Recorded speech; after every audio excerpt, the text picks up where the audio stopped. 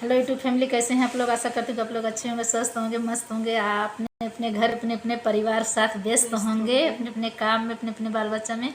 और देखिए ना, एक सुंदर सा गारी गीत सुना रहे हैं हम लोग ना, दोनों लोग। अर्चना कुछ भी बोलो। बहुत सुंदर गारी गीत है। कुछ बोलती नहीं है। देखिए हाँ देखिए, हम इसलिए नहीं बोलते, हम कहते हैं हमारी दीदी बोलती है। नहीं बोलो, दोनों लोग बोलो, अच्छा लगता है ना। कुछ हम बोले, अच्छा तो लगता है, लेकिन अगर हम दोनों लोग बोलेंगे तो फिर समझ में नहीं आएगा कि कौन क्या बोला, इसलिए हम साइलेंट रहते हैं। दोनों लोग मिलकर बोलेंगे जी। अब बहुत प्यारी गारी गीत है, आप जरूर सुनिएगा। दुल्हा के बहिने गजबे खिलाड़, घूमे जौनपुर बाजार, घूमे जौनपुर बाजार।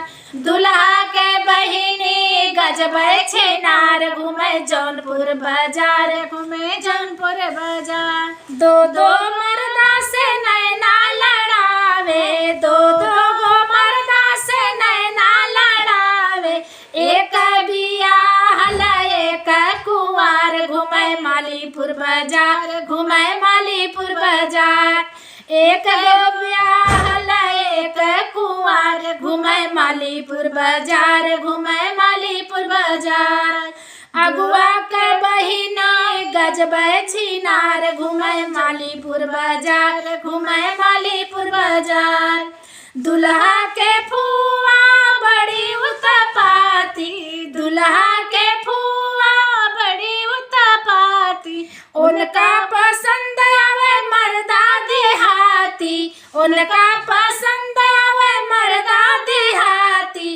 एक संग राखेली 10 भतार, घूमे बलिया बाजार, घूमे बलिया बाजार। एक संग राखेली 10 भतार, घूमे बलिया बाजार, घूमे बलिया बाजार। अगुआ के बहिनी गजबे छिनार, घूमे जौनपुर बाजार, घूमे जौनपुर बाजार।